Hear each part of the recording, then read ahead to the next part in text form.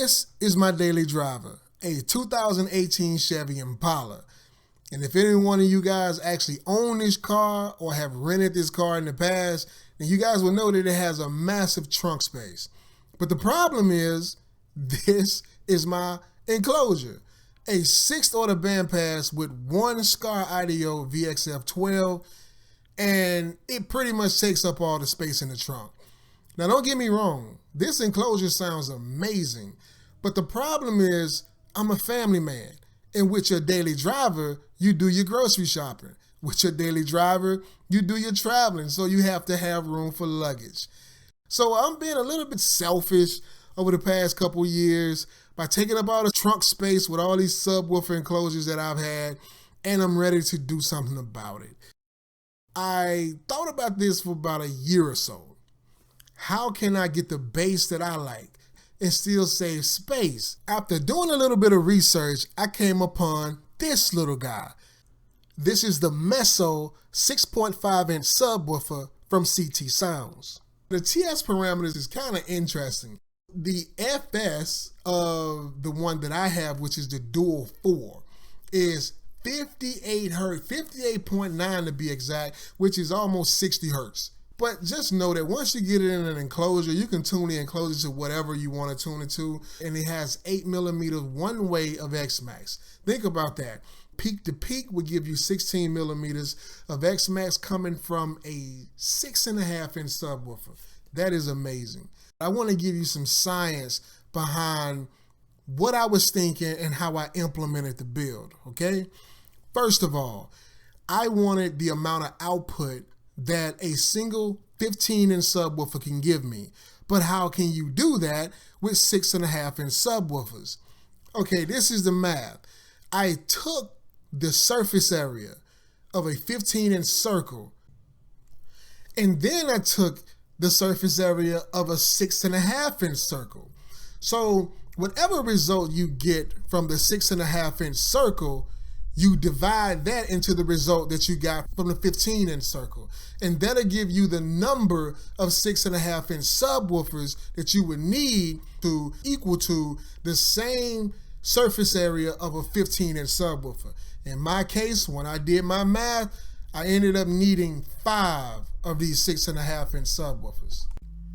All right, so let's talk about wiring configurations, right? Because when you're dealing with multiple subwoofers, it's very, very important that you know how to wire these things up. And you need to be making this decision before you actually purchase the subwoofer, because you don't want to get them in-house and then you find out, your numbers don't add up. Say, for instance, if you have a 1-ohm amplifier and then you can't even get a configuration that'll get you close to 1 ohm. I got the Dual 4s because I knew I wanted a final impedance around 1 ohm, because that's about the lowest you can go with the amplifier that I have, which is a Taramps MD8000.1. So it's the 1 ohm stable version of the MD8000. Now, knowing that and knowing that this thing can actually put out 8,000 watts at that ohm load, I knew that I wanted my final load to be somewhere close in between 1 and 2 ohms. And I also know that I wanted it to run somewhere where the amplifier can put out comfortably around 3,000 to 5,000 watts. Now, I know for a fact my voltage is solid. Got a little bit of lithium in there. I got like a 300 and some amp aftermarket alternator, so I know I'm good on voltage. I'm just worrying about protecting the speakers at this point and the amplifier. So in order to meet that final impedance that I wanted, this is what I came up with. Okay, so right now we over here in the SketchUp, and I'm gonna use an animation in order to show you guys my thought process of receiving a final ohm load of around 1.6 ohms. In our case, we have a dual voice coil subwoofer.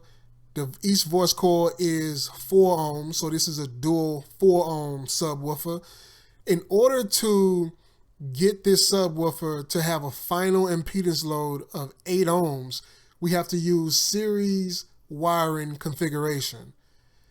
When you wire any subwoofer in series, you simply take a negative of one of the voice coil and connect it to the positive of the other voice coil. Basically, it doubles it.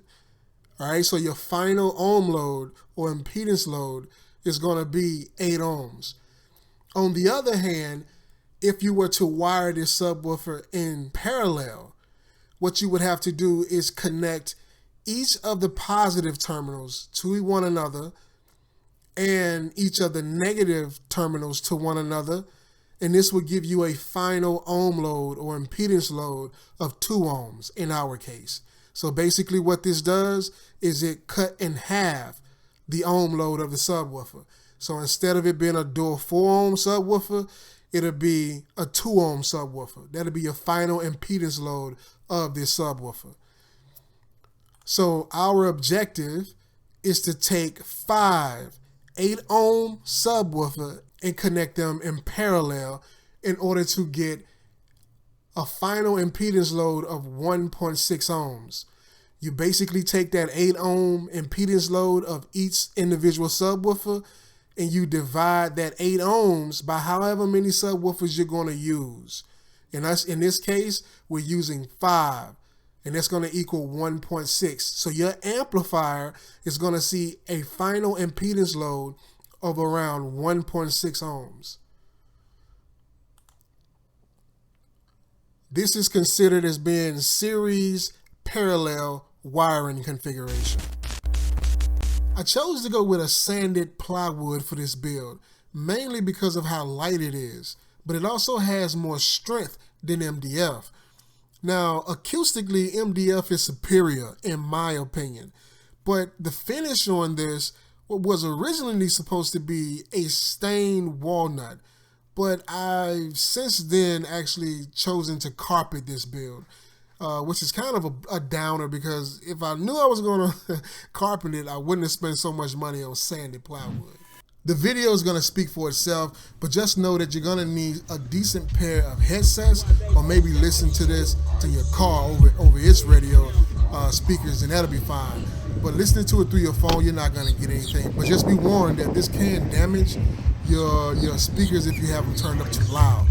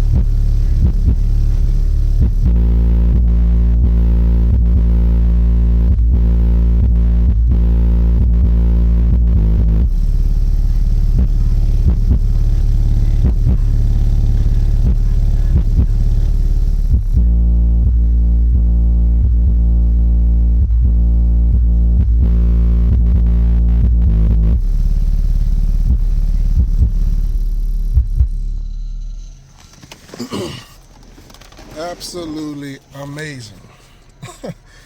Absolutely amazing. That's a money shot. Absolutely amazing.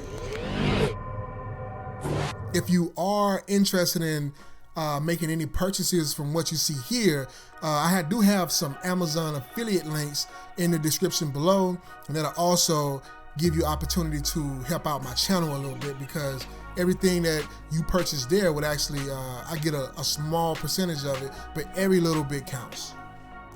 So let me know in the comment sections below exactly what do you guys think about this. Would this be something you'll be interested in? Do you think I made the right decision? And if you guys have any tips of what I could have done better or differently, just leave them in the comment sections below, and I'll see you guys in the next one.